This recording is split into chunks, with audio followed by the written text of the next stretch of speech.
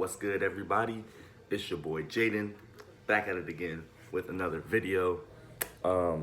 Today I'm bringing back one of my old segments that I used to do.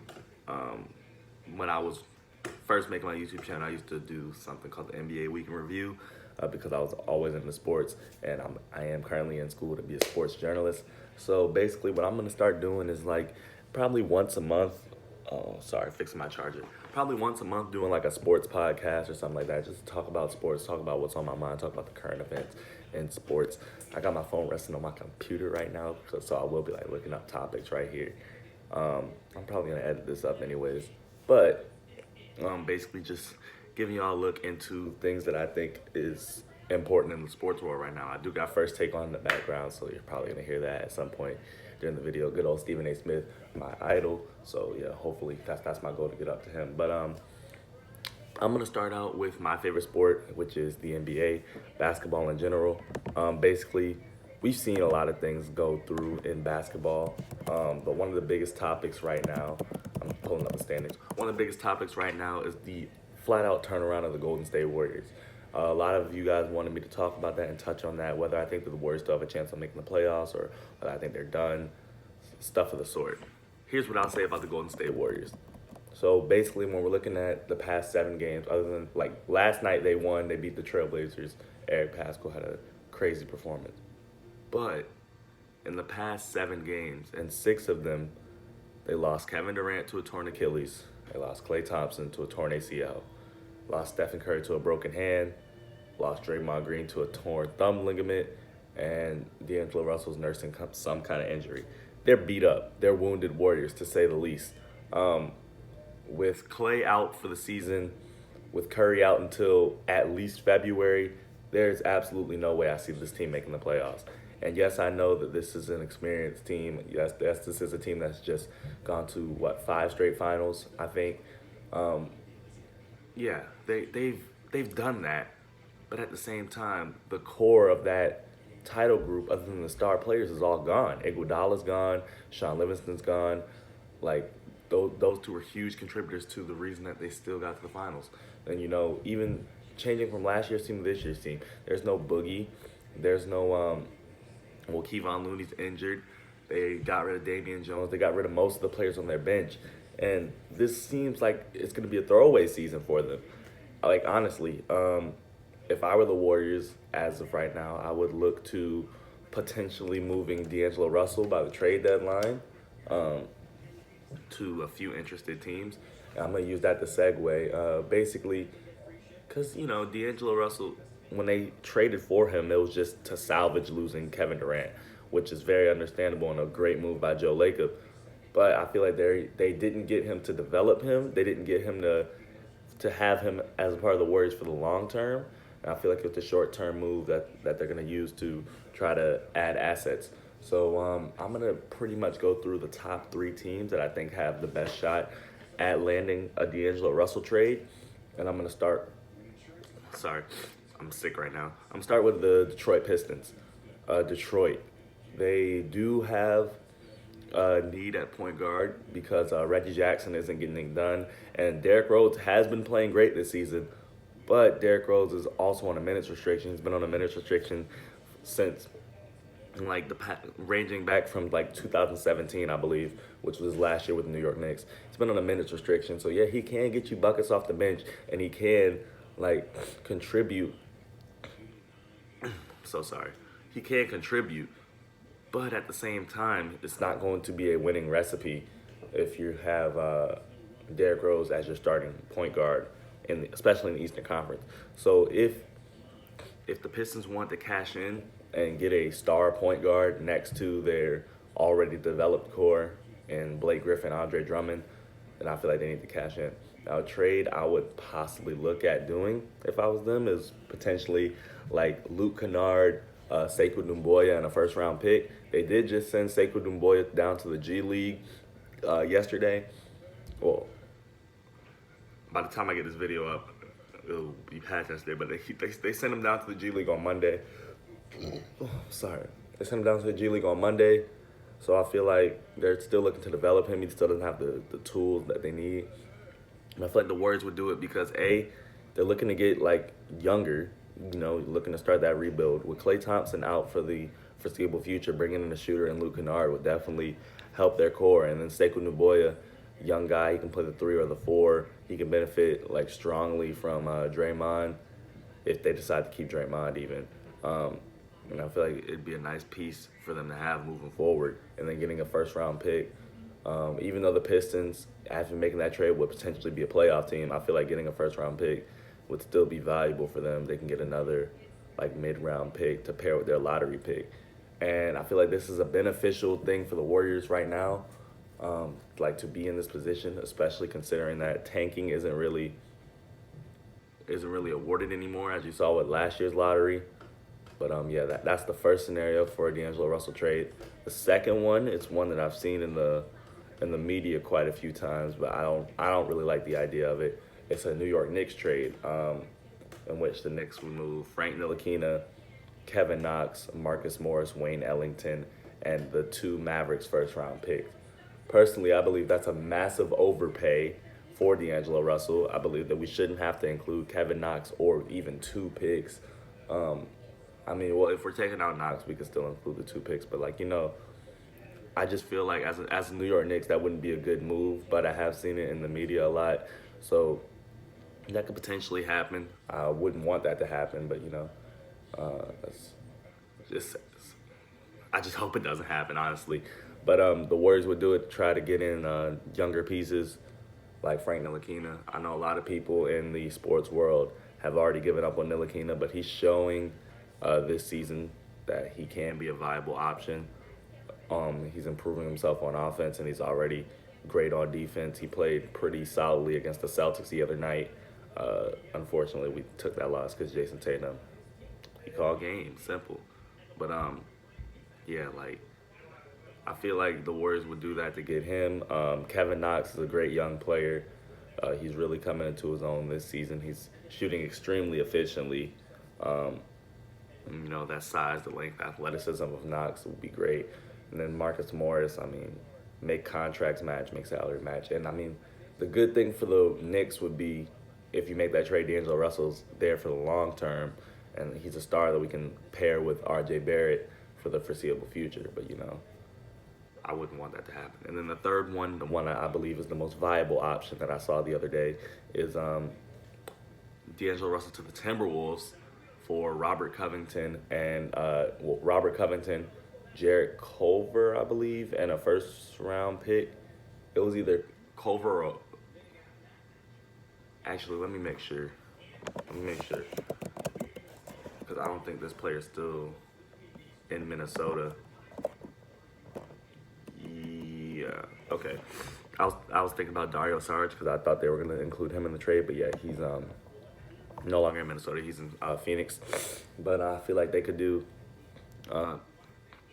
Robert Covington, Josh Okogie, potentially Jeff Teague, and a first round pick for Russell, because I don't think they'd want to include Culver. So yeah, Covington, Teague, Okogie, and a first.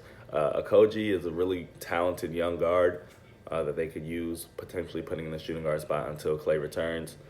Covington is he's been like the ideal 3-and-D wing that every NBA team has wanted so far in his career. He's just been stellar at doing what he needed to do. And, bringing in Jeff Teague. He's an experienced point guard. He can hold it down while Steph Curry's gone. I feel like that would be a salvageable trade for the Warriors. So, they still wouldn't be good enough to make the playoffs, but at the same time, they wouldn't be bad enough to where they have to worry about getting screwed over in the lottery. So I feel like it's a win-win situation for them. But yeah, as of right now, I don't think the Warriors will make the playoffs. And that's my main focus on that. Transitioning more into the NBA, I'm just going to touch on this lightly before I move on to the next topic. Standings right now, the Heat are sitting at the top of the Eastern Conference at 5-1. They've had an elite start to the season. Kendrick Nunn has really looked very impressive as an undrafted rookie. Jimmy Butler is balling out in Miami. Tyler Hero, of course. And then out west, you got the Los Angeles Lakers standing at 5-1. Everybody expected this. LeBron and Anthony Davis is a dynamic duo, very dynamic duo. And then the Suns, they got a huge win yesterday over the Sixers. They were their first team to beat the Sixers this season, and they're second in the West right now, 5-2. It's been a really strong start for them, considering that DeAndre Ayton's been suspended for 25 games and stuff like that. So yeah, really impressed with them. Speaking of suspensions, we just got news a few hours ago that Hawks big man John Collins has been suspended 25 games for also violating the wellness policy. And so I feel like that's a horrible situation for the Hawks, because after Trae Young got injured, they went on a 3-game losing streak, and Collins was their number one option pretty much. But, Trae Young's still out for a couple weeks. Now you're missing John Collins for a healthy portion of the season, and that's just going to hurt them. I feel like this team, the team had potential to be a playoff team, but they're going to definitely be feeling the blues from this one. Other teams that are looking strong in the NBA and the East, definitely the Celtics, the Sixers. They both only have one loss so far this season. Jason Tatum's looks like he's growing. Gordon Hayward looks like he's returning to form. Jaylen Brown's been playing. He's really been playing up to his contract so far. I'm a huge Jaylen Brown fan, so Jaylen Brown's looked very impressive so far. And the Raptors have also looked pretty impressive. Pascal Siakam's been hooping. Kyle Lowry on again, off again. Fred VanVleet looking great. That team could potentially still go to the playoffs. Well, they will go to the playoffs, but they could potentially still make noise. And then in the West, Clippers, of course, been looking dominant with Kawhi Leonard. I can't wait to see when Paul George comes back and see how they can coincide on the court. Luka Doncic has been really balling in Dallas, even though Porzingis hasn't really been that efficient.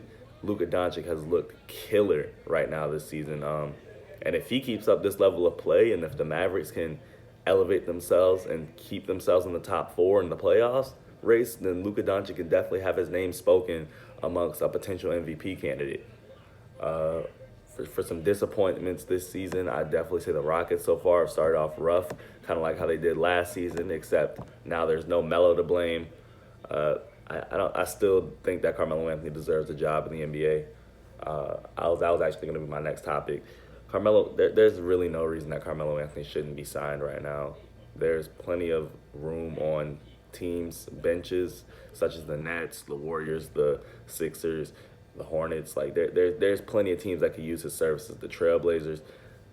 Like the fact that he isn't signed really it makes me think that this is a situation that's bigger than the overall game of basketball, because we saw last season that in over a 10-game stretch he could still contribute, or even over a 6-game stretch he could contribute.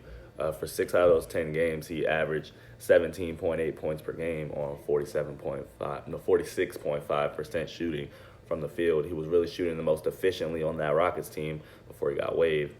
But a lot of people just really hate Carmelo Anthony. Like a lot of fans, they just take time to hate on Carmelo Anthony. I don't really get it. I'm probably going to get a lot of thumbs downs on this video for opening my mind on Melo, but it is what it is. And I'm going to close out my NBA segment by saying, giving my overall kind of players that have been living up to my hype so far this season. I've been high on Brandon Ingram for 2.5 seasons now. Of course, he's a Duke product. That's my team in college. And I knew that he was going, if he got an opportunity to, he could show that he's a star. And he definitely showed that last night. Dropped 40 on the Brooklyn Nets, his career high, on 17 for 24 shooting, which is 71%, which is outstanding. Like a really outstanding shooting night. Devin Booker also had 40 last night on 15 for 18, so that's even more impressive. But yeah, Brandon Ingram definitely was balling last night. He's been balling all season. He's averaging 26 so far on the season, shooting almost 50% from the field. So he's personally my pick for most improved. I don't think he's going to be an all-star because the West is too deep. But if he continues up this type of play, it's a toss-up, because that dude has been hooping, most definitely. So I'm definitely looking forward to seeing what he does for the rest of the season. Now, I'm almost 15 minutes in. I don't want to make this video too long, so I'm just going to touch on college basketball, college football, and NFL real quick. And also, congratulations to the Washington Nationals on winning the World Series. I was rooting for those guys. Pretty much to just say, screw you, Bryce Harper. You leaving didn't have an effect on them. But yeah, congratulations to the Nationals.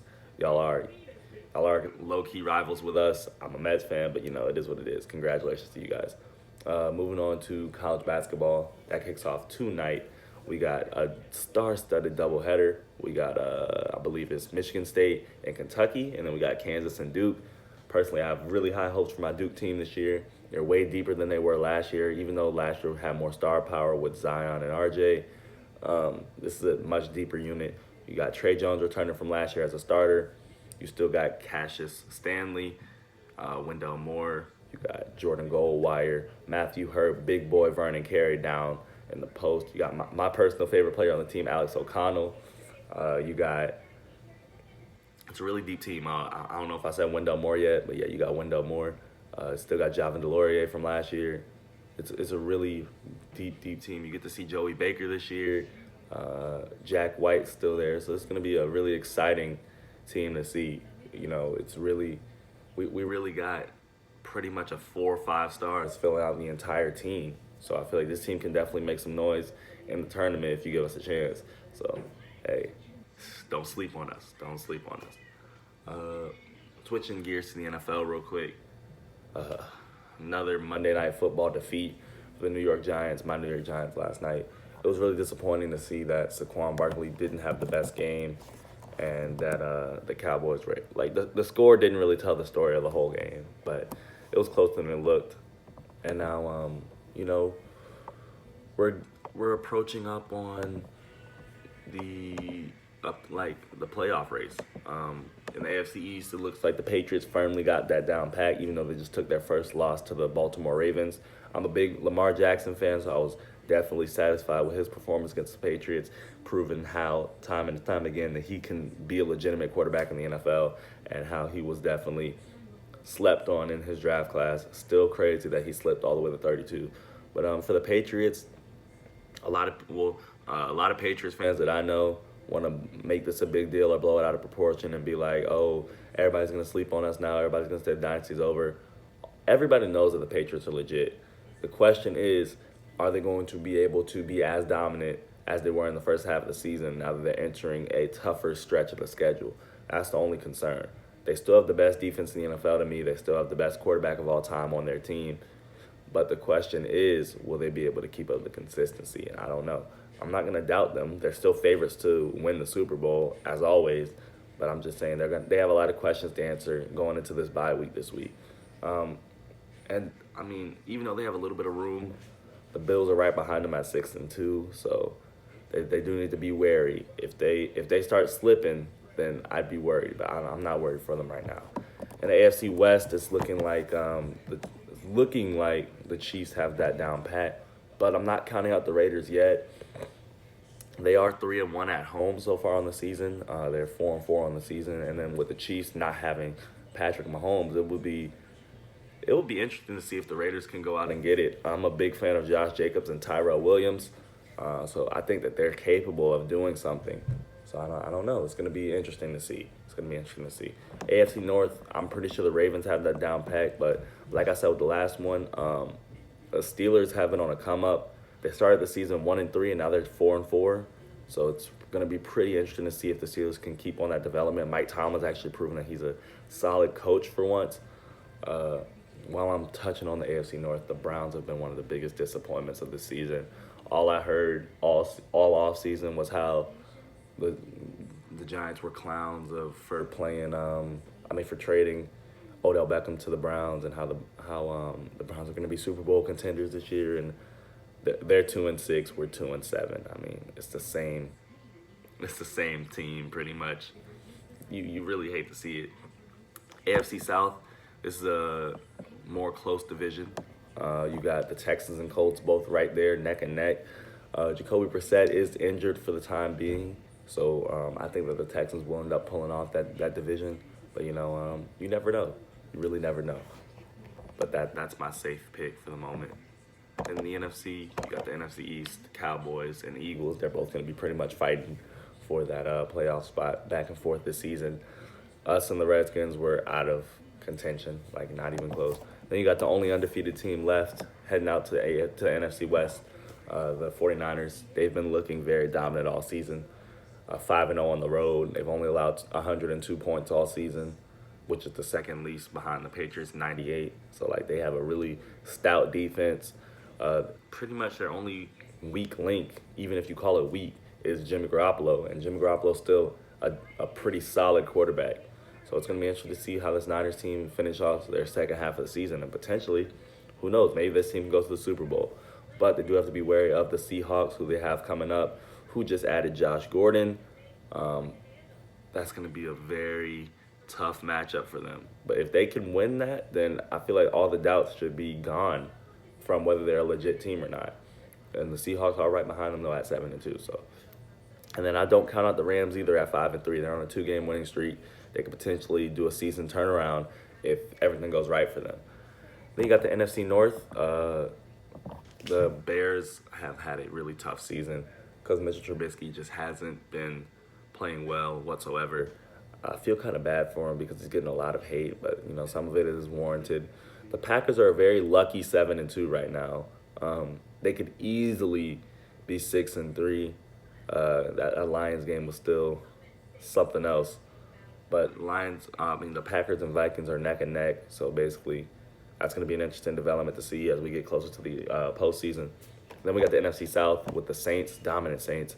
Even without Drew Brees, they were unfazed. Teddy Bridgewater is definitely a starting. He's a starting quarterback nearly anywhere else because he's that good. But easily the best backup in the league. They're 7-1. What can I say? They still look pretty dominant. They look like they are Super Bowl bound. I feel like I hope that it's a Niners Saints NFC championship because that would be very entertaining to see. But I'm not going to count out the Panthers, led by Christian McCaffrey, have been looking really, really good this season. Their only tough loss coming to the undefeated Niners. So, they're 5-3. They could potentially make some noise. And last but not least, I'm going to close out on college football. We're closing into like the final 3 weeks. First college football playoff standings come out soon. As of right now, my Heisman is Joe Burrow from LSU. We get to see LSU and Bama this week. I'm hoping that LSU can pull out the win. Personally, after seeing Tua Tagovailoa in person against my South Carolina Gamecocks and Ryan Helinski, like Tua was pretty much throwing check down routes the whole game. So I don't really know how dominant he truly is. And this injury too, like we don't even know if he's gonna play. But I feel like a lot of scouts are gonna be wary of him because of the injury, and I'd just be wary of him in general because I don't think he's an NFL. I don't think he's ready for the NFL. I don't think he's NFL ready. I don't think his talents is gonna transfer over. That's just me. I wouldn't take him in the top 5 picks at all, personally.